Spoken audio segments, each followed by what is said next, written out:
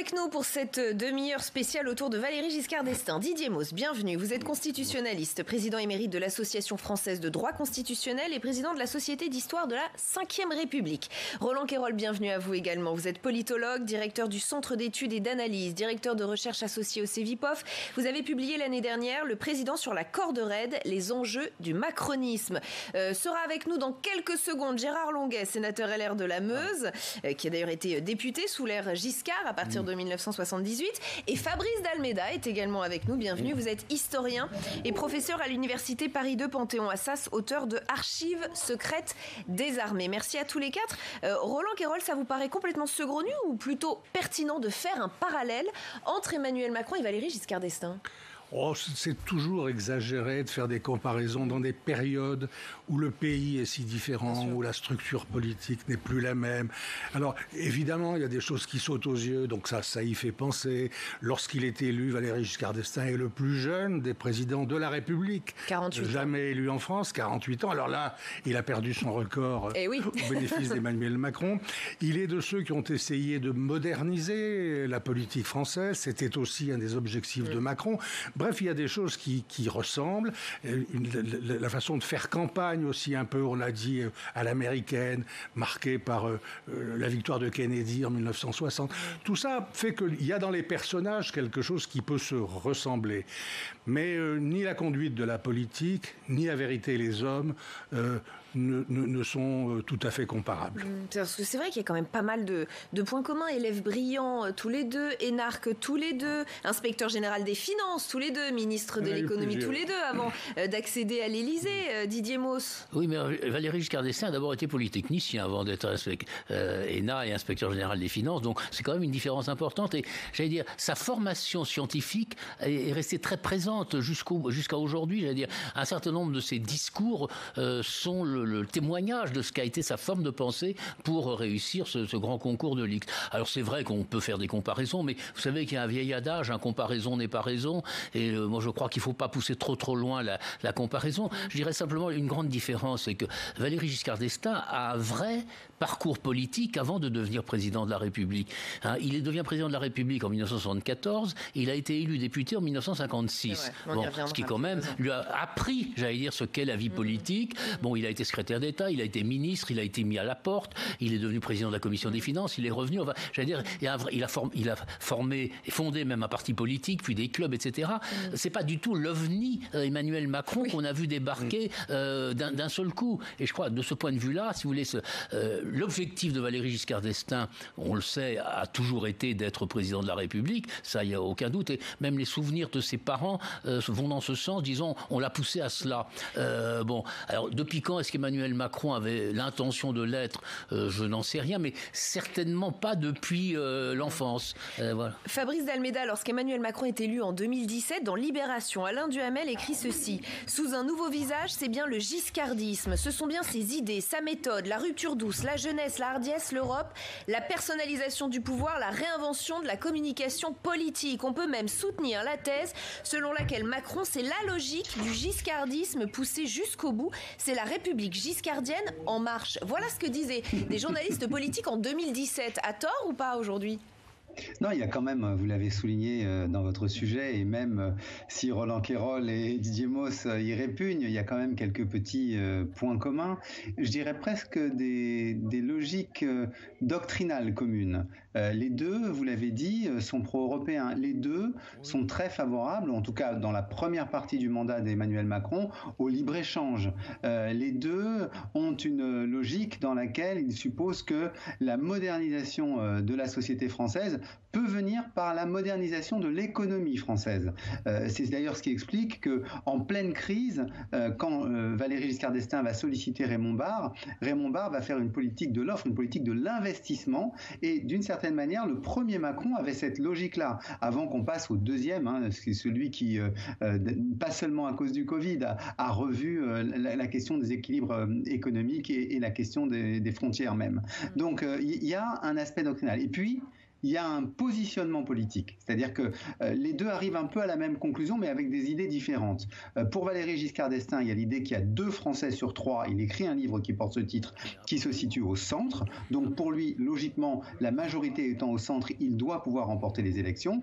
Pour Emmanuel Macron, il y a un rejet des extrêmes, qui nécessite de se positionner ni à droite, ni à gauche, et donc à nouveau, d'une certaine manière, même s'il ne le dit pas, au centre. Et donc les deux d'ailleurs, pour compléter la remarque de Didier Mauss tout à l'heure, les deux ont créé leur parti politique, puisque Valéry Giscard d'Estaing vient des indépendants, puis des républicains indépendants, et il va créer l'UDF, une fédération de partis, et Emmanuel Macron crée, lui, alors effectivement, Giscard le fait quand il est au pouvoir, Macron le fait avant d'arriver au pouvoir, il va créer donc son parti En Marche situé au centre. Donc on peut jouer la carte des comparaisons. Alors après, pour vraiment compléter, mais on y reviendra peut-être un peu plus tard. Parce qu'il faut faire tourner la parole.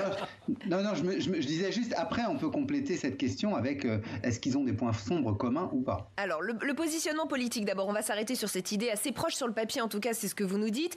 Tous les deux au centre de l'échiquier, Giscard venait du centre droit, Macron plutôt du centre gauche, glanant des voix à droite et à gauche tous les deux, avec les risques que cela comporte. On a posé la question à Gérard Larcher ce matin sur France Inter, la réponse est très nette, écoutez.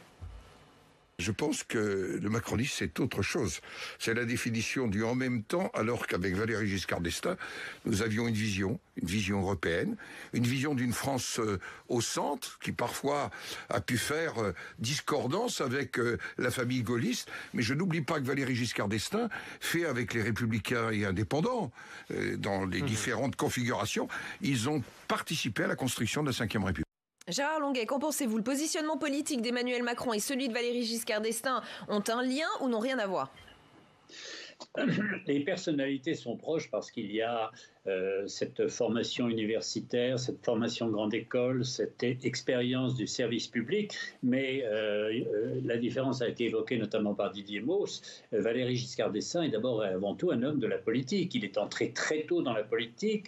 Son arrière-grand-père, son grand-père Bardou, était un élu. Il a été élu jeune député en 1956, il avait 30 ans.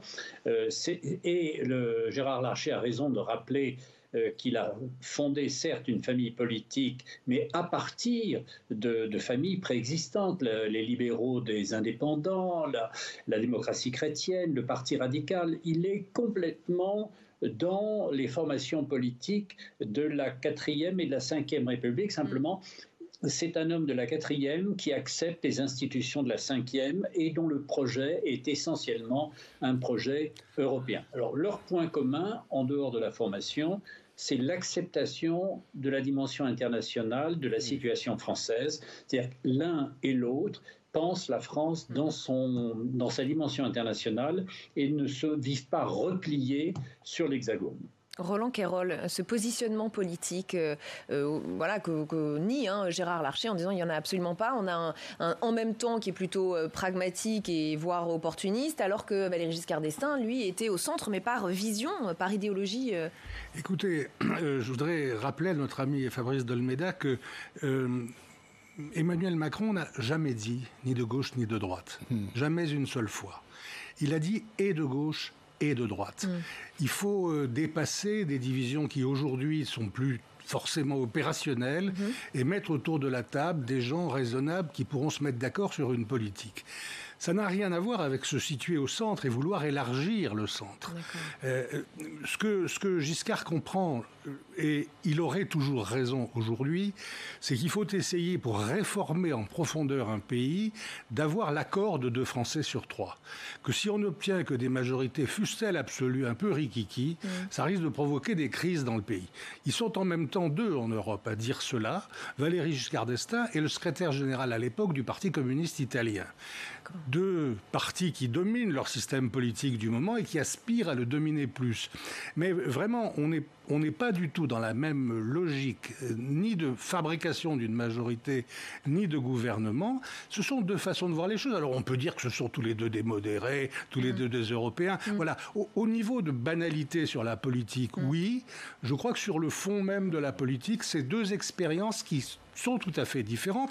C'est normal. De centrisme quand même, de forme de centrisme. Non. Emmanuel Macron, ce n'est pas du centrisme. Non, ça n'est pas du centrisme. C'est une façon d'essayer de mettre d'accord, y compris au gouvernement, des gens qui restent des gens de droite et des gens qui restent des gens de gauche, quitte éventuellement à ce qu'ils jouent sur des pianos différents la même partition, mais ça n'est pas l'idée de faire envahir une vie politique par un parti centriste. D'accord, oui, la nuance est importante, effectivement, Didier Mauss. Oui, non, mais moi je suis totalement d'accord avec ça. Et Gérard Longuet se souvient aussi de cette période, puisque nous avons le même âge et que nous avons usé nos culottes sur quelques bancs communs.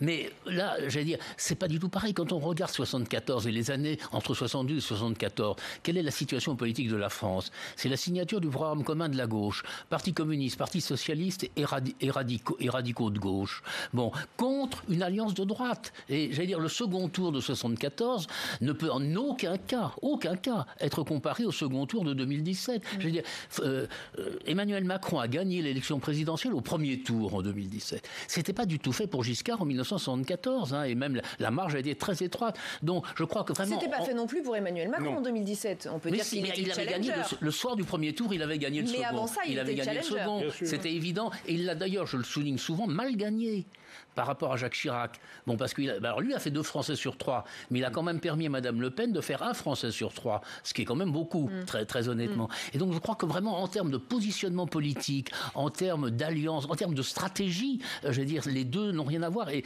le dernier exemple, on dit Emmanuel Macron a créé un parti. Moi, j'attends toujours de voir où il est, ce parti de la République En Marche. Bon, avant l'élection présidentielle, un jour, j'ai téléphoné. J'ai envoyé un message email au siège de En Marche de l'époque, alors disant, voilà, je voudrais savoir quel est le montant de la cotisation. Bon, parce que ça m'intéresse. En tant que politicologue, je n'avais pas spécialement l'intérêt. Bon, je fais partie d'une autre formation politique, mais ça m'intéressait. Alors, on m'a répondu, il n'y a pas de cotisation, mais vous pouvez faire un don. Et alors, je dois dire que pour moi, un parti politique où il n'y a pas de cotisation, c'est pas un parti politique, c'est un club d'applaudissements. Je le dis très franchement, et quelle que soit la sympathie qu'on peut avoir pour l'action menée par Emmanuel Macron, mais c'est quelqu'un qui refuse la notion historique de parti politique. Rappelez-vous ce qu'étaient les cérémonies de reprise des cartes dans les formations de gauche, dans le temps où les syndicats, Parti communiste, Parti socialiste, où on payait des cotisations mensuelles parce que tellement c'était important. C'est quelque chose qui n'a aucun sens dans la pensée macroniste d'aujourd'hui. Et donc vraiment là, je réfute l'analogie politique. Je ne dis pas l'analogie personnelle. Le positionnement européen, on est tous d'accord là-dessus. Emmanuel Macron et Valéry Giscard d'Estaing sont des libéraux de centre-droit, fondamentalement. Bon, mais du point de vue de l'analyse stratégique, ils n'ont strictement rien à voir. Et c'est peut-être un point commun qui peut difficilement leur être contesté, c'est leur amour et leur engagement pour l'Europe. Regardez, on est en juin 77. Valéry Giscard d'Estaing revient de Londres, où a été adoptée la loi sur l'élection au suffrage universel du Parlement européen, et il en est très fier. Écoutez. Je ne veux pas que la France soit à la traîne de l'Europe. Une étape a été franchie. Les institutions sont en place, il faut maintenant les utiliser pour faire avancer l'Europe. Fabrice Dalméda, ça c'est incontestable. Emmanuel Macron et Valéry Giscard d'Estaing, tous les deux très pro-européens et pour une place importante de la France dans cette Europe. Oui, mais j'imagine que Didier Mauss et Roland Quérol vont nous expliquer que c'est très différent parce qu'à l'époque, il n'y avait pas l'euro et qu'il y avait l'écu. Je voudrais juste dire à Didier Mauss, petite blague entre nous, mais il me semble qu'au tout début de l'UDF, il n'y a pas de cotisation parce que c'est des cotisations indirectes qui sont versées aux parties composantes de l'UDF. Mais enfin, c'est un détail entre bons politologues, on peut passer là-dessus. Voilà. Mais non, mais effectivement, quand même, si on essaye de réfléchir quand même un peu à ce qui peut composer les masses de la politique. Je veux bien admettre tout ce qui m'a été reproché dans le détail. Quand on admet les masses de granit de la politique, qu'est-ce qui définit notre politique aujourd'hui? Pro-Europe, anti-Europe. Là-dessus, on peut dire qu'ils sont d'accord. Deuxième chose, quand on regarde à nouveau, très interventionniste ou pas interventionniste, Giscard est moins interventionniste que ne l'est Macron, que ne l'est le deuxième Macron, celui d'aujourd'hui, qui est extrêmement interventionniste. Peut-être que d'une certaine manière, Giscard le Giscard, président de la République, le regarderait aujourd'hui avec un œil assez critique, puisqu'il en fait beaucoup trop. Et une grosse différence aussi, mais en même temps petit point commun, Giscard reste un homme qui pense l'équilibre budgétaire. Le déficit budgétaire et l'endettement de la France commencent à cette époque-là, mais j'allais dire à son corps défendant. Alors que Macron on peut dire, le premier Macron avait la même optique, mais il en a changé. Donc je vois bien comment mes camarades vont me dire, même sur la politique européenne, Giscard n'était pas partisan qu'il y ait une intégration aussi profonde que celle que nous avons avec la Banque centrale, même s'il y a contribué, je le rappelle, parce que Giscard a contribué à la réflexion sur la création de la Banque centrale européenne. Et donc peut-être qu'il regarderait d'un drôle d'œil cette manière que nous avons de refinancer toute l'économie européenne à partir, j'allais dire, d'argent inexistant. Donc voilà, je ne veux pas insister plus parce que je sais que mes amis vont montrer tout le contraste. Mais c'est vrai qu'ils ont aussi en commun de vivre une crise absolument majeure. Valéry Giscard d'Estaing, Gérard Longuet va vivre le choc pétrolier et ses conséquences. Emmanuel Macron est en train de vivre une crise absolument historique et d'ailleurs ils ne vont pas réagir de la même manière. Absolument. Le président de la République, Valéry Giscard d'Estaing, au moment du choc pétrolier, veut protéger la France. C'est lui qui va, par exemple, mettre en place l'indemnisation du chômage économique à un taux de couverture du revenu qui est pratiquement de 90% et qui constitue une véritable révolution sociale. L'action sociale de Giscard d'Estaing s'inscrit dans un contexte économique qui est en effet plus difficile, qui n'est pas celui d'aujourd'hui, mais qui n'a rien à voir avec les années qui avaient précédé immédiatement le choc pétrolier. Et Valéry Giscard d'Estaing, à ce contact, veut protéger. La véritable protection eût été sans doute d'avoir une politique de l'offre beaucoup plus dynamique. Je voudrais dire juste une chose. Les deux sociétés françaises de 1974 et de 2017 n'ont simplement rien à voir. Je dois quand même vous rappeler qu'en 1974 et même en 1981, les banques, les compagnies d'assurance, une partie de l'industrie appartiennent à l'État et l'information, ça reste encore, à l'exception de RTL et d'Europe, des chaînes d'État. Nous avions défendu, jeunes députés, Madeleine, Léotard et moi, les radios libres. On était totalement minoritaires dans notre camp. Donc, Valéry Giscard d'Estaing, d'ailleurs, on le voit bien dans la gravité de son expression.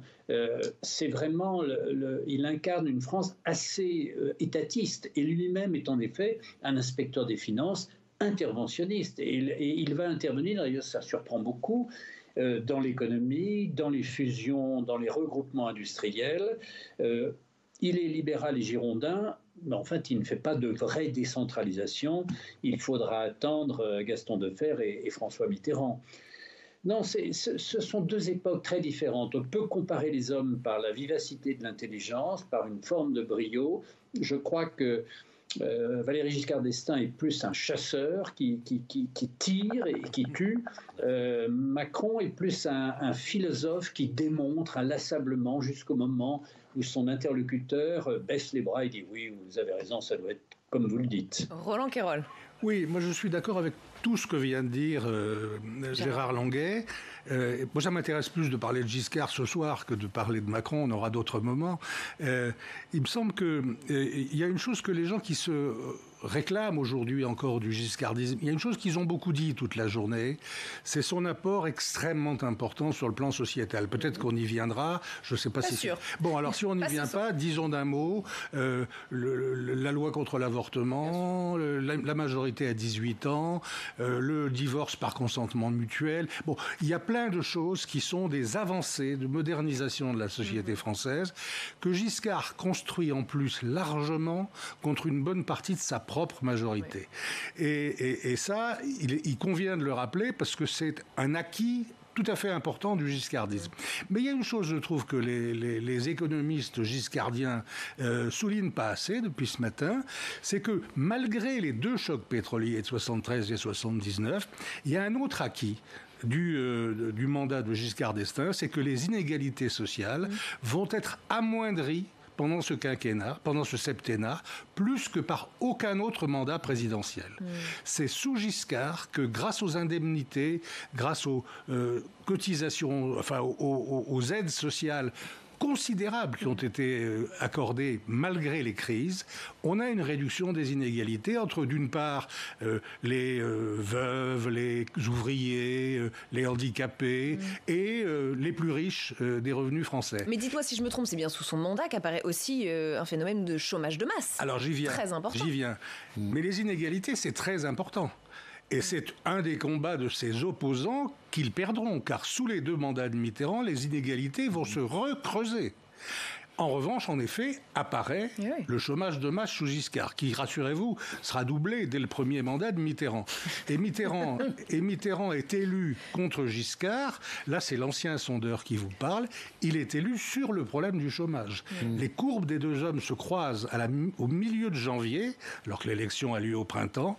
En mi-janvier, ils se croisent. Et le seul item, comme disent les sondeurs, sur lequel Mitterrand l'emporte désormais sur Giscard, c'est la capacité à résoudre la crise de l'emploi. Donc Giscard va perdre sur l'emploi. Est-ce que c'est sûrement pas sa politique seule qui est responsable de l'emploi, c'est sûrement aussi l'environnement international et européen. Mais encore une fois, ne faisons pas comme si, à cause de la loupe du chômage, qui est quelque chose qui restera ensuite fondamental pour les Français, il fallait oublier qu'il a, y compris sur le plan social, eu une action assez largement positive. Fabrice d'Almeida, comment vous voyez cela effectivement sous VGE, une réduction considérable des inégalités sociales ? C'est vrai qu'il y a cette dimension, et puis il y a cette transformation. C'est Elie Cohen qui avait utilisé cette formule de l'État brancardier, c'est-à-dire l'État qui vient au secours des entreprises qui sont en train de licencier. Et j'allais dire l'accord entre Giscard et Chirac pour mettre en place une assurance chômage qui indemnise largement les Français de manière à éviter ce qu'ils redoutaient tous, c'est-à-dire un nouveau mai 68, une explosion sociale. Mais il y a un aspect quand même qu'on passe un peu sous le silence si on veut faire une comparaison, et au risque d'écorner un petit peu la mémoire du président Giscard. Il y a quand même eu sous son septennat énormément de ce qu'on appelait à l'époque des affaires. Et c'est vrai que même si aucune n'était directement en relation avec lui, même si on peut penser qu'elles étaient beaucoup plus complexes qu'on l'imagine, l'affaire de Breuil par exemple a été un élément de cristallisation de l'opinion sur l'idée que la justice n'était pas indépendante, le ministère de l'Intérieur, Poniatowski, serait intervenu. L'affaire des diamants, on en a beaucoup parlé ces derniers temps. Mais cette dimension-là, je crois, a joué pour donner une image un petit peu négative. Et puis il y a un dernier point, il y a 2 points qu'on n'a pas abordés quand même, et qui naissent à cette époque-là et qui me paraissent cruciaux. Il y a celui de l'immigration. Le dossier de l'immigration, Giscard il fait à la fois le rapprochement familial, mais en même temps, il a en tête l'idée d'un retour des immigrés dans leur pays de départ. Et il organise l'arrêt de l'immigration avec cette hypothèse que peut-être en donnant, vous savez, on disait un petit pécule de 10 000 francs, on réussira à faire repartir certains immigrés, notamment en Afrique du Nord. Et puis deuxième clé, après je me tais, c'est la question de l'insécurité et de la réponse policière. Et c'est vrai que la loi sécurité-liberté qui a adopté, la loi Perfit qui a adopté en 80, elle crée quelque chose qui encore aujourd'hui est un abcès de fixation dans le débat public, qui est la question du contrôle d'identité. Et c'est vrai que c'est de cette époque que ça vient. Et je trouve que quand on fait le bilan du giscardisme, il y a toute la dimension moderne, et il y a cette dimension-là qui est un peu différente, qui renvoie à une certaine conception de l'ordre et du maintien de l'ordre, qui me semble plus héritière des années 60, voire même des années 50 dans la phase coloniale, que de quelque chose d'une société très ouverte. Et on oublie aussi de dire que Giscard a affronté le terrorisme lui aussi, puisqu'on avait déjà à cette époque le terrorisme moyen-oriental qui frappait en France. Pour revenir sur le point sécuritaire, c'est vrai que certains ont même parlé d'un virage sécuritaire lorsqu'il promulgue la loi en février 81, loi sécurité et liberté concoctée par Alain Perfit. Non, mais c'est vrai qu'il y a un virage sécuritaire, mais le virage sécuritaire, il découle des événements, j'allais dire, c'est pas un programme politique en soi au moment où on est élu, c'est une réponse à une demande sociale, à une demande d'attentat, comme ça l'a été ensuite par les uns et par les autres. Quelquefois ça marche, quelquefois ça marche pas. On est quand même obligé de constater qu'on a eu de réponse, et que ça n'a pas beaucoup fait évoluer l'affaire. Mais c'est vrai quand même qu'inventer un délit qui est d'attribuer aux organisateurs des manifestations ce qui se passe dans la manifestation, personne n'osera plus jamais faire ça. Non, mais ce qui est vrai aussi, c'est que Valéry Giscard d'Estaing a ouvert le Conseil constitutionnel à l'opposition du point de vue des libertés. Et j'allais dire, tout le mouvement de constitutionnalisation, qui a été mon pain quotidien pendant longtemps, des libertés fondamentales, c'est à Valéry Giscard d'Estaing qu'on le doit. J'allais dire, tout ce qu'on voit aujourd'hui, on n'aurait pas eu la question prioritaire de constitutionnalité s'il n'y avait pas eu en 1974, l'ouverture du prétoire du Conseil constitutionnel. Et ça a été très très important. Et Roland Quérol avait raison tout à l'heure de rappeler l'été 74 avec la mise en place le projet de loi sur l'IVG, l'abaissement de la majorité et un certain nombre de choses comme ça. Et c'est l'époque où je me souviens, le Nouvel Observateur se demandait s'il fallait pas être giscardien. Hein, voilà. Alors quand on dit ça aujourd'hui, on se demande, mais c'est la deuxième gauche a été, disons, un petit peu prise dans le piège Giscard pendant quelques mois. Peut-être pas très longtemps, mais ça a duré au moins l'été et l'automne 74. Gérard Longuet.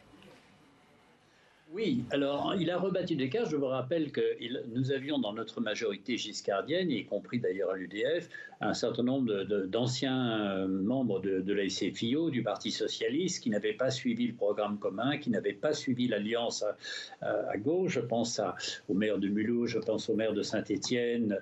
Et il y a eu cette ouverture qui correspondait d'ailleurs à une dimension sociale qui a été heureusement soulignée. Et j'évoquais l'indemnisation du chômage. Les personnes âgées, les handicapés ont véritablement bénéficié d'un changement d'attitude, d'un changement de regard à cette époque. En revanche, il y a un aspect personnel de Valéry Giscard d'Estaing qui, pour nous, qui étions très giscardiens, nous a un peu déconcertés, parfois même gênés. C'est une attitude qui s'est un peu hiératique. C'était un jeune homme brillant, séduisant, sportif, jouant de l'accordéon, chantant s'il le fallait, lorsqu'il était candidat à la présidence. Et assez rapidement, après la rupture de 76, et en 77, on a vu d'ailleurs cette intervention, on a l'impression d'un homme qui n'est pas heureux finalement dans l'exercice de son mandat et qui n'a plus la joie qui était la sienne lorsqu'il était candidat.